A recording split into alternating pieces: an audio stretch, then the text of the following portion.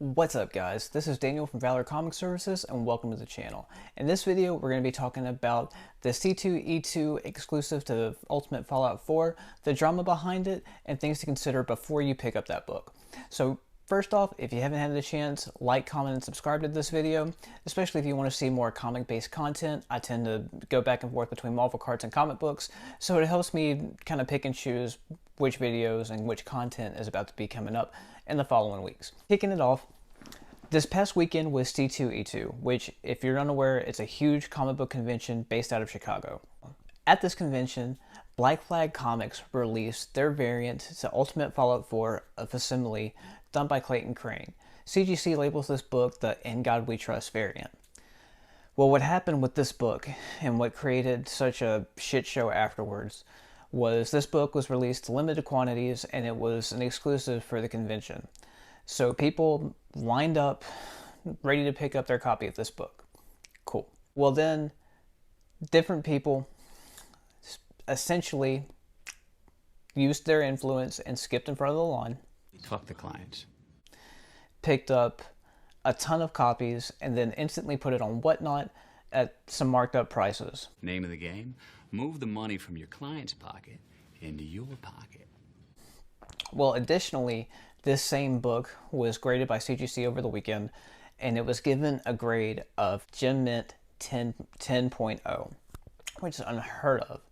Well, upon further research with this cover that was released, it had an acetate cover that was added to it. And when I mean added to it, it was literally stapled to the cover. The book had an additional 2 staples, which created 4 staples in the book, and this happened after production. Well, that caused a lot of backlash within the comic book community, especially towards CGC Grading, as that's bullshit. Seen here, this is the cover for it. It has Miles Morales holding a wrapped up flag as opposed to his mask. It has this little USA motif going on with it. It's a pretty cool cover. Well, with Black Flag Comics, they have a really great relationship with artist Clayton Crane.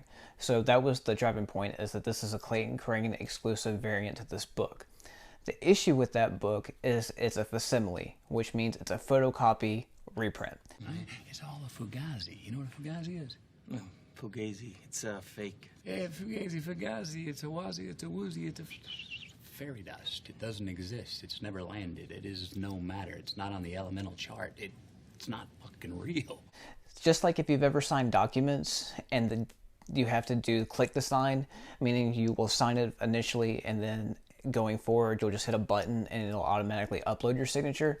It's the same thing, just with the book. It's a photocopy. So with it being a facsimile, it was a facsimile that was released last year in 2021, and even on the graders label it states that it was a 2021 release.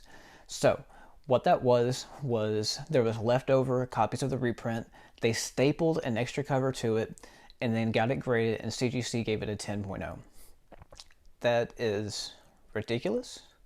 I don't agree with it. However, CGC released a statement saying that this is not the first time this has happened.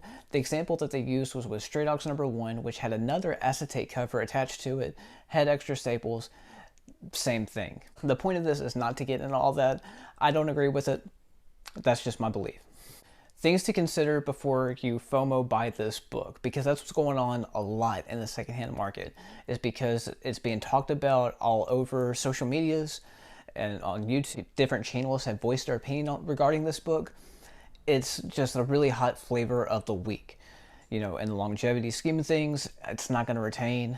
There's a lot of different examples. In fact, Dave from Comic Book Investments just released a video today talking about variants and how they don't appreciate over time and if they're initially a good investment.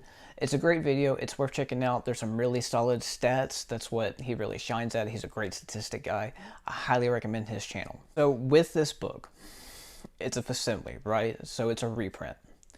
It doesn't hold the same... doesn't hold a candle to buying an original copy. Well, if you look at the census for the original copies, the first printing of that book graded right now on the census is over 14,000 copies, right? So there's still plenty of copies out there. You can buy it raw, you can buy it graded, preferably not a 9.8, but if it's in your budget and you just have to have a 9.8, by all means secure that 9.8. But another thing to consider is whenever the book was released, it had 2 additional printings with it. The initial second printing, which featured Miles Morales' face on the cover, and then it had an additional third or second print variant to it, which was an all-white cover. It was a panel taken from the comic book. I really appreciate that cover. I think that cover's dope, especially when you start breaking it down. So on the census for the second printings, the real second print has over 4,000 copies on the census, and that's a great affordable book. The second print white variant to it, there's north of 2,500 copies on that graded CGC census. But if you factor in the price points for these books, they're still affordable. So instead of going and paying these large amount of monies for books that are still raw, that are just reprints, that's a flavor of the week, you can go get something that's a genuine collector's item, being one of these variants, still Ultimate Fallout 4, still has the first full appearance of Miles Morales without being considered a reprint. And you can save a little bit of money, is my opinion on the books. If I was going to pick up an Ultimate Fallout 4, I would definitely be considering some of the second printings or just find a raw copy.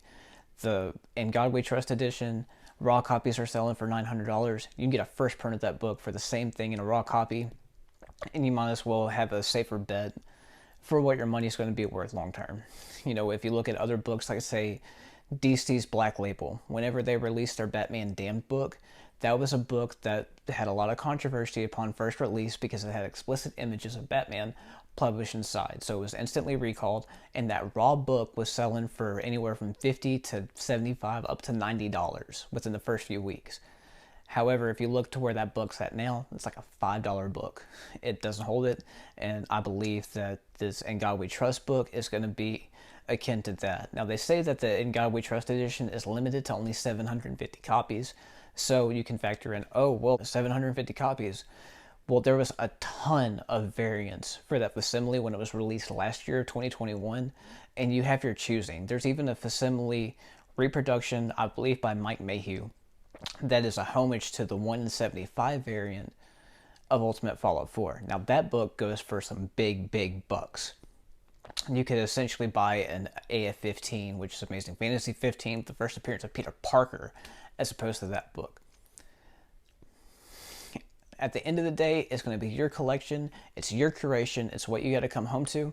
I just advise, do a little bit of research and do what's going to benefit your collection the most. Again, don't forget to like, comment, and subscribe. Let me know what you think of this video. And until next time, guys,